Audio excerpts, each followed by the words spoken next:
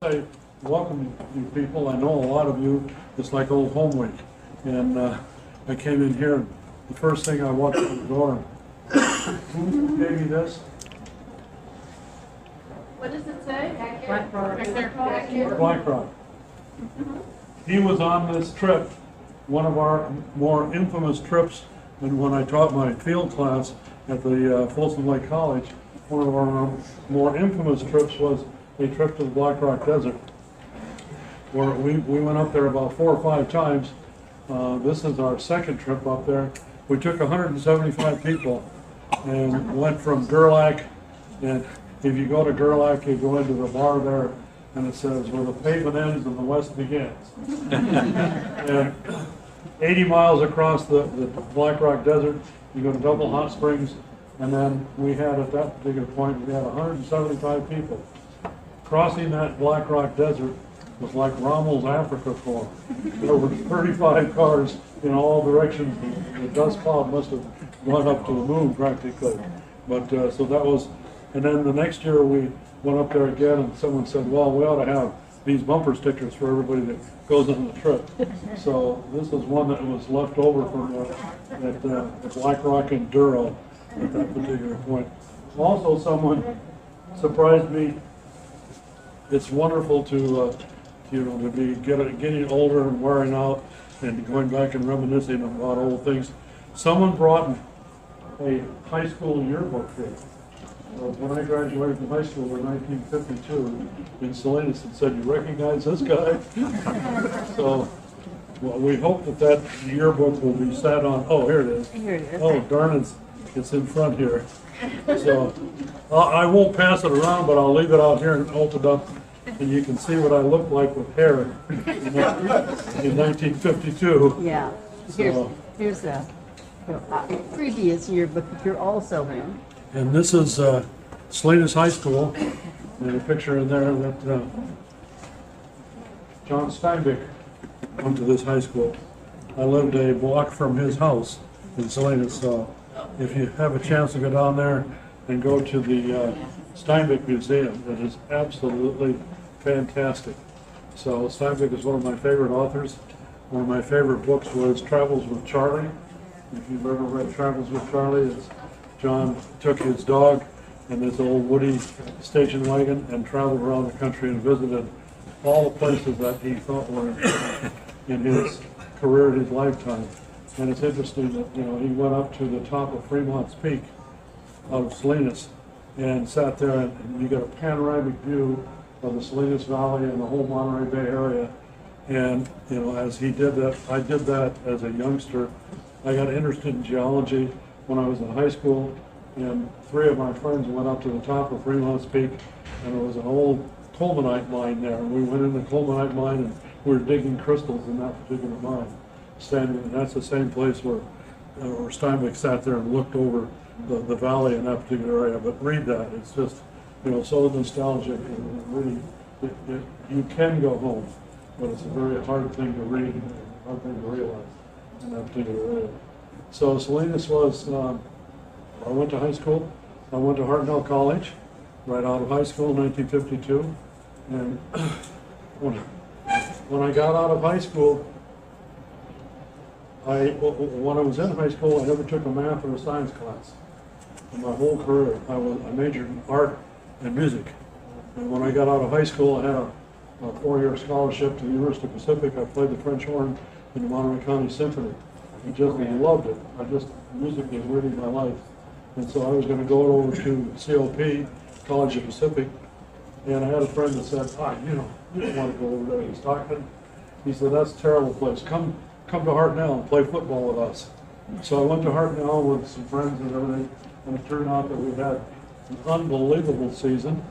We went undefeated. We won the national championship, and we played in the Junior Rose Bowl in Pasadena for the national championship for community colleges. And I still remember that particular experience. So it was a neat trip. I came back from that.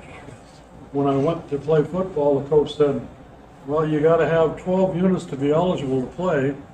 He says, take classes from these teachers and stay away from these teachers. So, if you want to play football, this is the way you do it. Well, it ended up that I took a geology class from the president of the college, and it turned out to be really fascinating.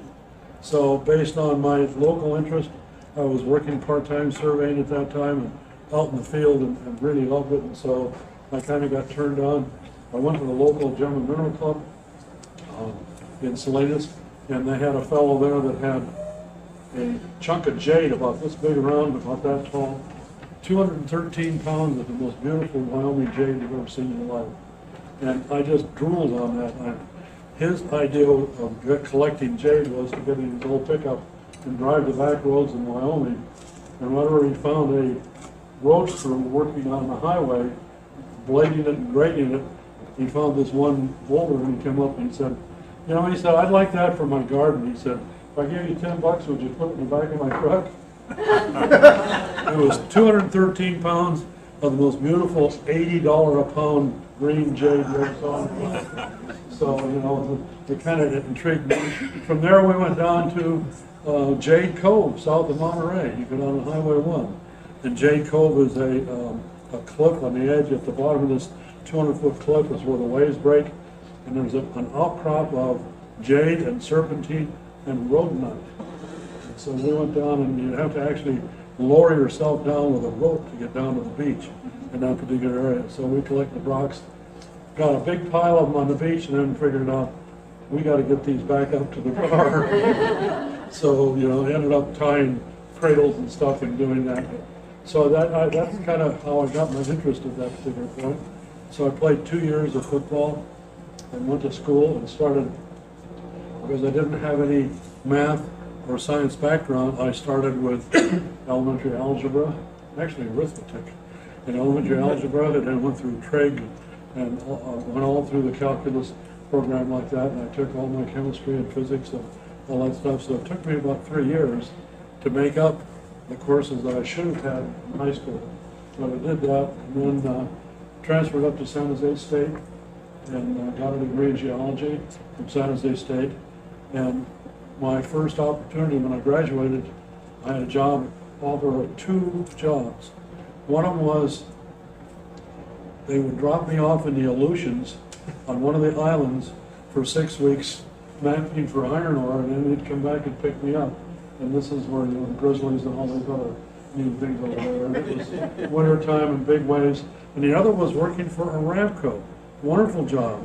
Arabian American Oil Company, and they only worked half a year because when it got above 127, they couldn't go outside and work in the field. So at that particular point, that did not appeal to me. I went back to San Jose State and finished my master's, and then actually ended up with 3 majors. I majored in geology, chemistry and physics, and zoology. And at that particular point, that qualified me for getting a job teaching. And so I picked up a teaching credential and came up to Placerville in 1961.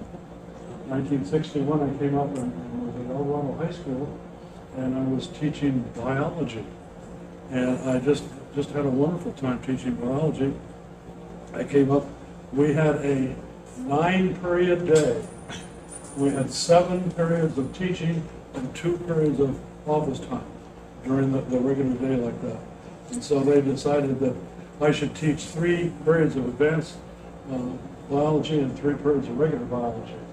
Well, you know, I don't know how you'd ever decide who was going to be the advanced and who was going to be the regular.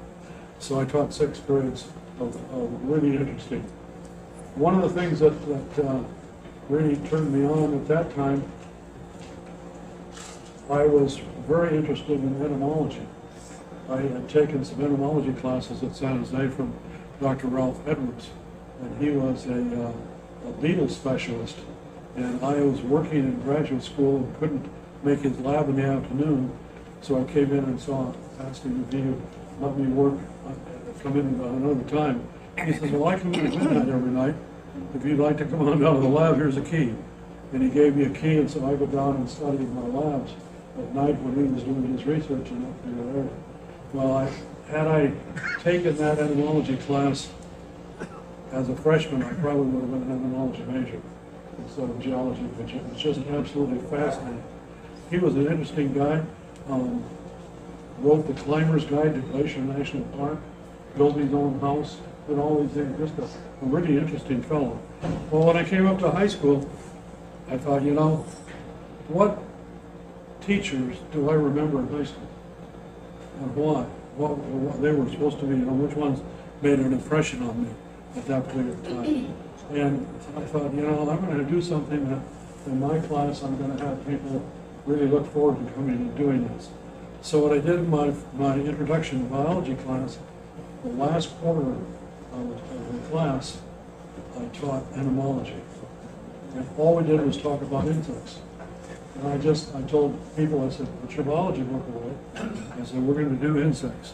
I said, Monday you come in, we're going to make killing jars out of glass jars with plastic, with sawdust in the bottom, plaster of Paris, and that, and we put carbon tet in there, put the bug in there, and the insect in there, and put the lid in there. So everybody did that. We had 180 people doing this. And I said, you're going to have a collection, and that collection will be 13 different orders and 26 different classes, and every insect will be pinned and spread and identified in a certain manner like that.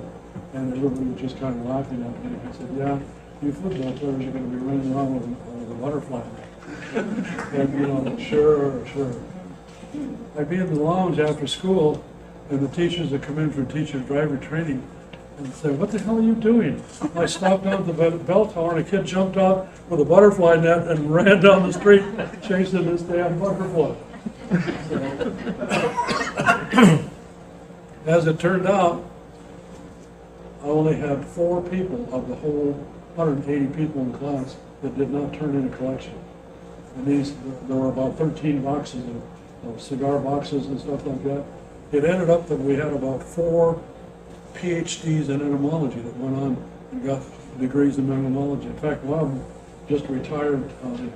He was a bank president in San Francisco and retired up in Oregon.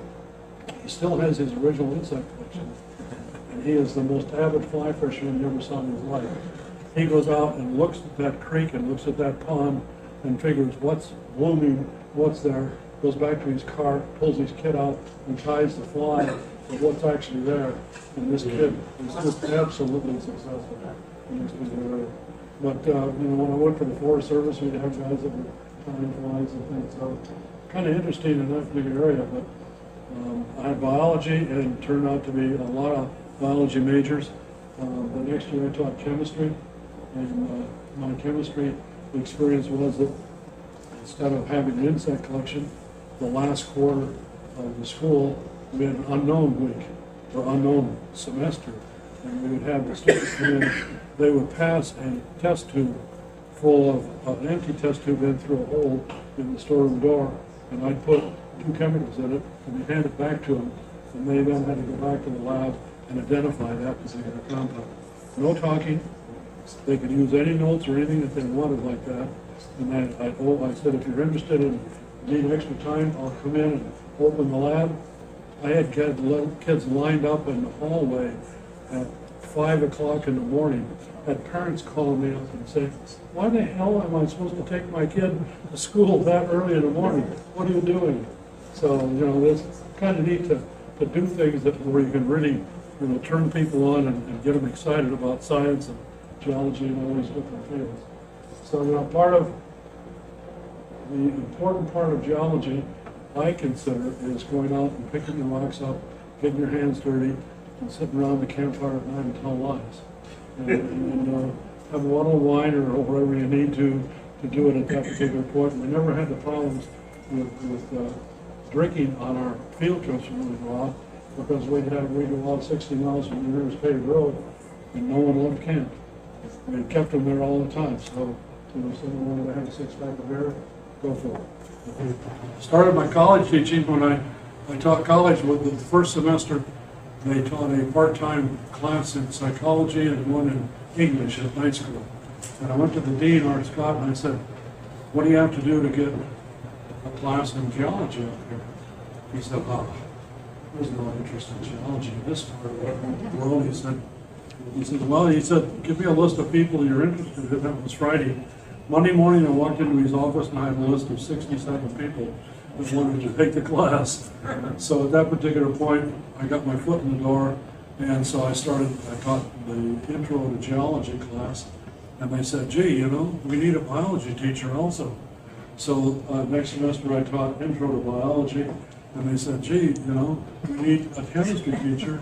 And so I was teaching geology, biology, and chemistry at that particular point. And then the next year, or at the end of that semester, they opened up the job full-time, and the president of the college went down and he said, you want to come to this particular place? You know, we're just a little photon place up here in the foothills. And I told him, I said, you know, I applied to the University of Santa Barbara, and I'm going down, this is on Wednesday evening. I said, I'm going down Friday for an interview. And I said, if they offer me a job, I'm going to take it. So you got between today and Thursday night, before I get on that plane, to offer me the job. Thursday morning, I got a call.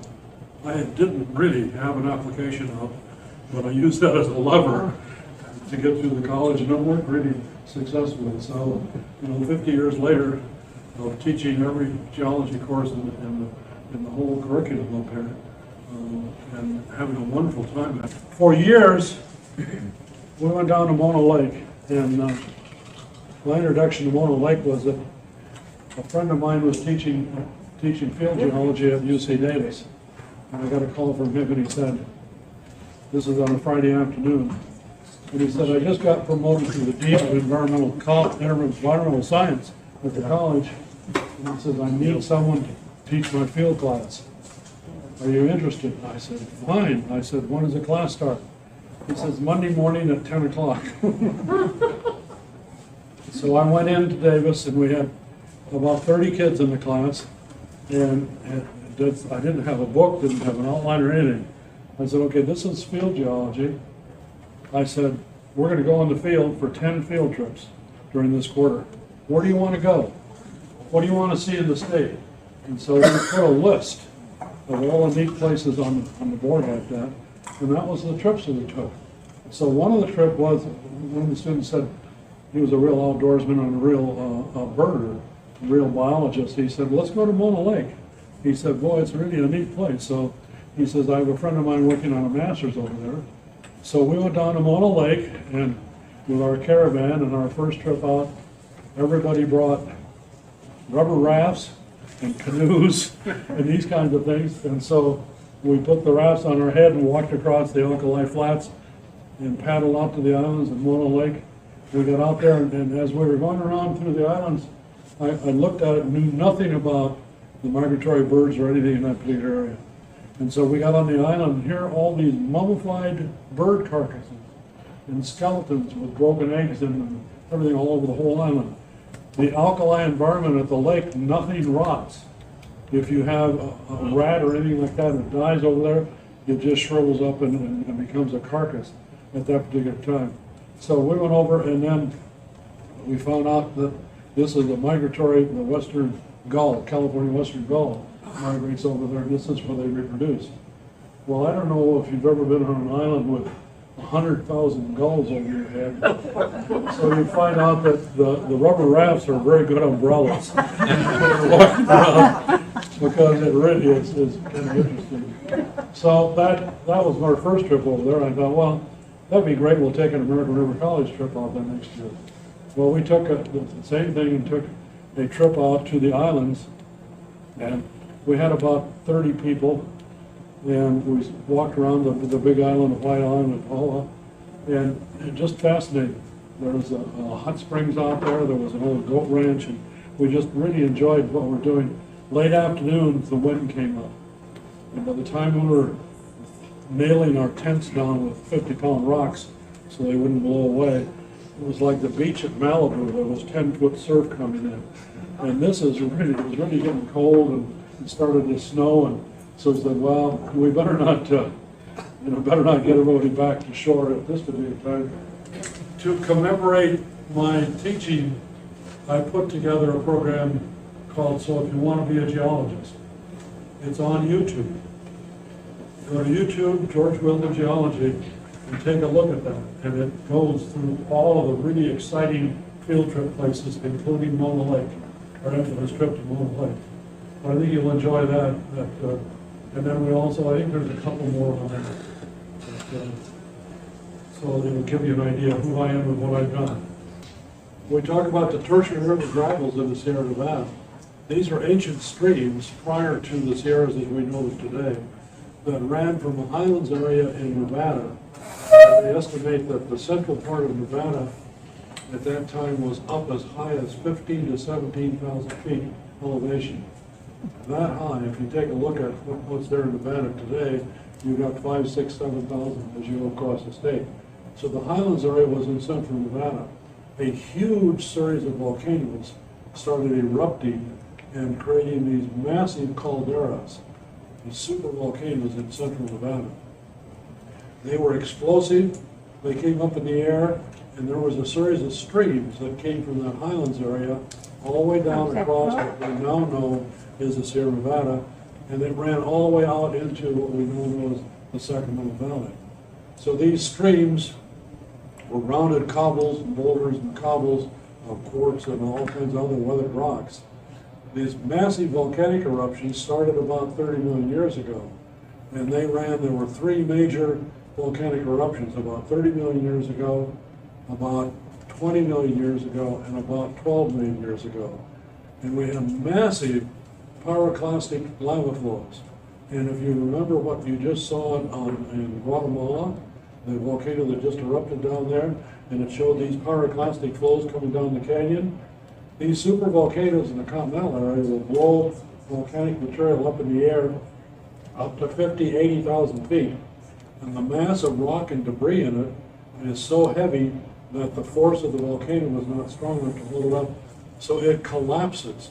And when it collapses, it comes back down to the vent and runs down the sides of the volcano, erupting in there. And these, they call them ignimbrite deposits.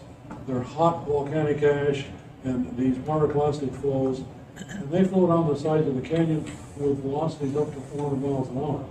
You can't outrun them at that particular point. When St. Helens erupted, they had these things that went 20 miles away from the throat of St. Helens on a cushion of air that just ran out across the forest in areas like that. So I've got a favorite, I've got a poster at home that shows a road with a guy in a Jeep with these collar flattening like this, and in the background is this big volcanic cloud come down, and it says, well, geologists need faster cars. So, and that's what happened in St. Helens. The lateral blast at St. Helens, 20 miles away, there was a logging truck and a station wagon. And the logging truck passed the station wagon going 100 miles an hour. And he survived, and the people in the station wagon didn't in that big area there. So these massive pyroclastic flows came down the canyons and filled up these old stream beds of cobbles and quartz and gold in that particular area. So if you take a look at most of the people that you read the textbooks say, where did the gold come from here in the motherland? Well, most people say, well, obviously the Maloney's Fault Zone was the source of the gold.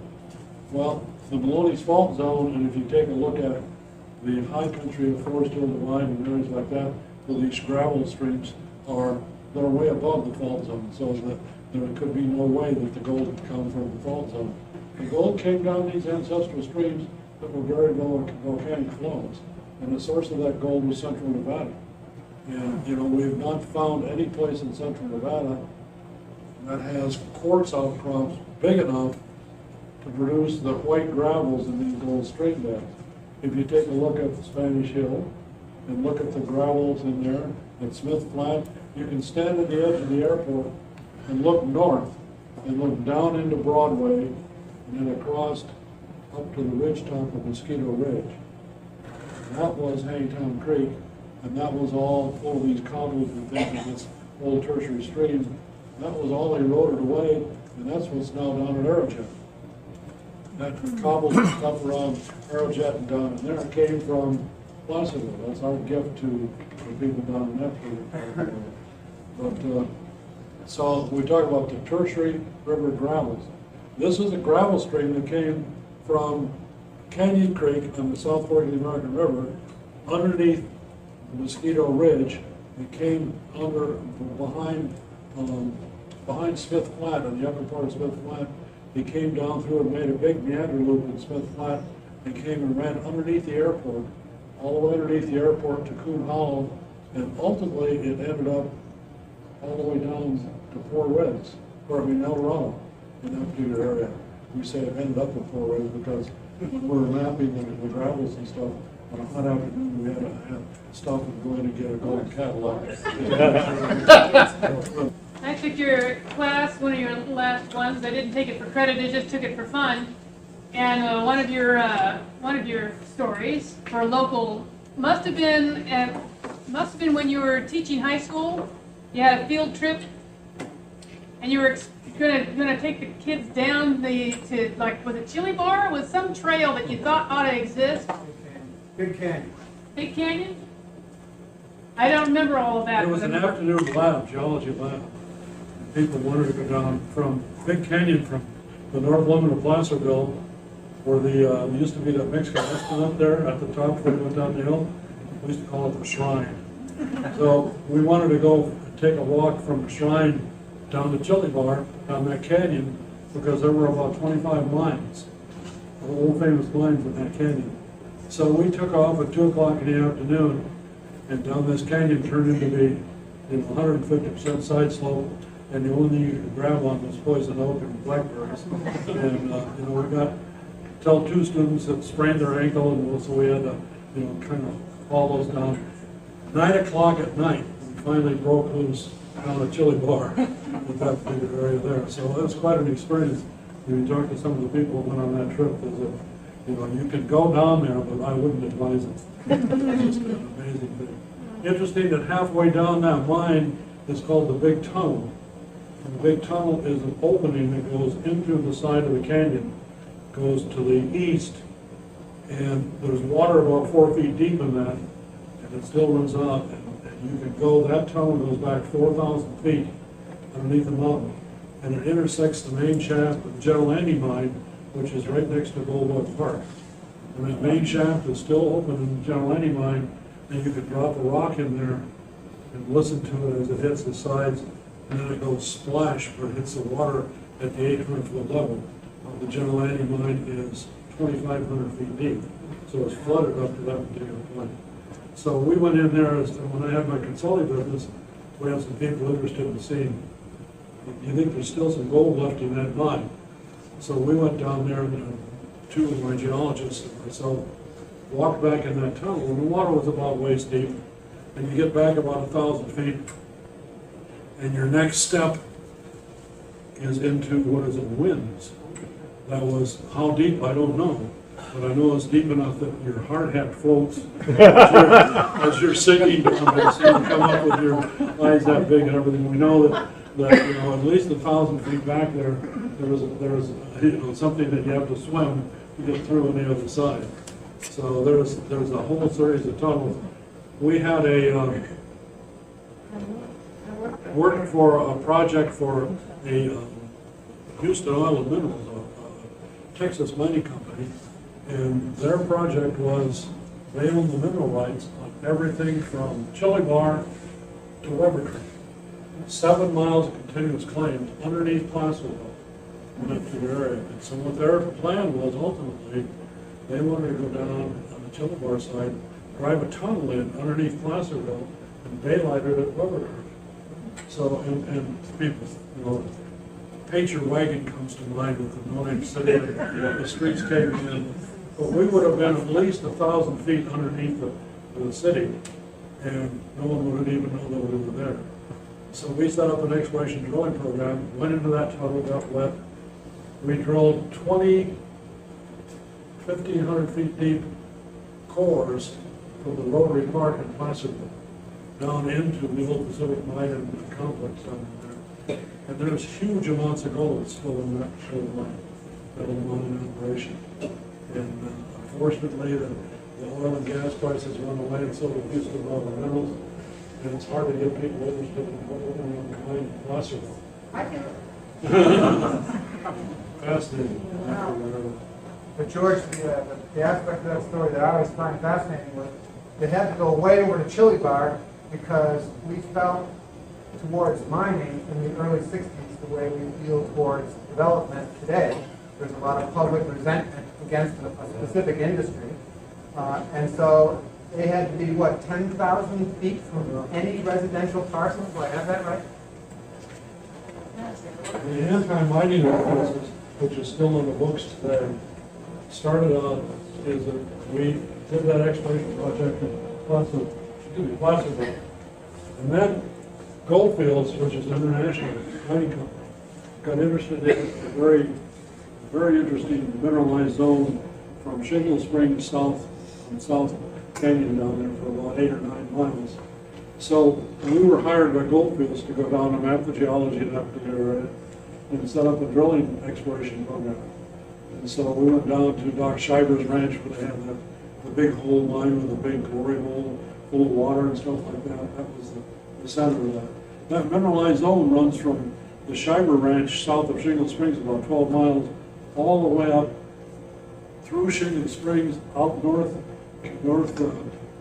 Canyon Road, and goes out to the intersection of Green Valley Road and Lotus Road, and then to your area. And so there were several really high gold content areas in that particular zone.